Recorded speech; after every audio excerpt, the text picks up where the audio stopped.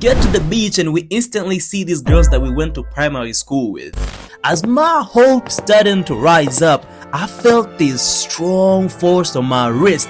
I looked down and I saw...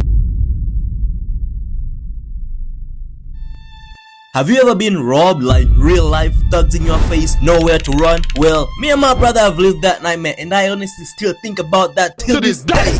And you might be wondering, how did that happen, Vaughn? Well, relax, let me tell you. This story involves me and my older brother, and back then I was 14 and he was 16, and I remember it being an Easter Sunday. Now I don't know how you guys do it, but if you've lived or visited any African country, y'all know how crazy the women go in the kitchen during any religious holiday like Christmas, Easter, Eid. Bro, it don't matter. As long as it's a holiday, them streets be smelling like good food, good vibes and celebration. Now one thing most teenagers do during these holidays is that after having lunch, most teens from the age of 14 would ask money from their parents and they'd give it to them. Let them go anywhere they desire, but should be back home during curfew. And I know you must be wondering, how can parents just allow their kids to go out walking like that? Well, first of all, it's not like the kids would go anywhere they want. Nah, it was mostly walking around the neighborhood, and if they were to go far away, it would be places that are public like the mall and public beaches. Also, they do be moving in packs. Plus, with them there's always an older brother or sister who has a phone who do be communicating with the parents just in case anything happens. Now that's all cool and all, but when it came to my family, things were different. My parents would never allow us to go anywhere without their supervision, especially on holidays like this. Like the idea of us hanging out with our friends during these holidays without my parents' supervision, in their mind, it was like the end of the world. You know what? Scratch the holidays. My parents were so protective of us to the point that the idea of us asking for permission to go to hang out at our friend's house on a normal weekend would look like an interrogation with the feds. Before you'd even set foot to ask for permission, you are required to know the following. First of all, who they were, where they lived, what time you'll be back, what job/career their parents did, how you met, and the ability to answer these questions with a straight face mattered. So if you stuttered for even a second, you ain't going nowhere, boy. However, things were different this time because after lunch, my dad gave me and my brother enough money for us to go somewhere and enjoy ourselves.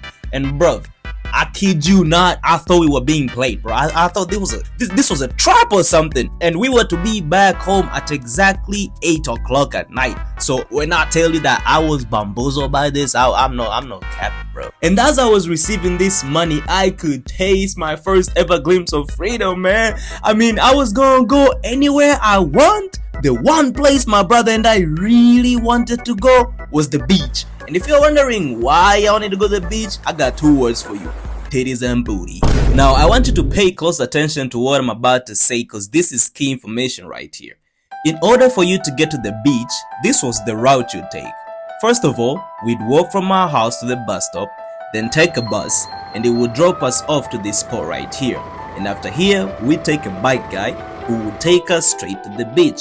Okay, remember this and keep it in your mind as I continue with the story. We get to the beach and we instantly see these girls that we went to primary school with. And as soon as I saw them and how fun they look, bro, I knew that evening was gonna be hella fire. If you've made it this far, please do me a favor and hit the like button. You know, it helps the algorithm, all that stuff. Subscribe too if you're new. Hey, welcome to the fam. And yeah, let's get back to the story. So we outside the gate of the beach, and right there was a bunch of biker guys parking.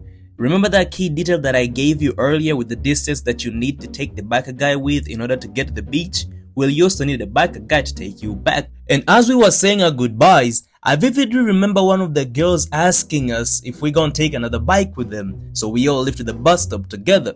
And as I was about to agree to that idea, my brother cuts me off and he says, "Nah, we good. We walk. We're trying to see the sunset a little bit more."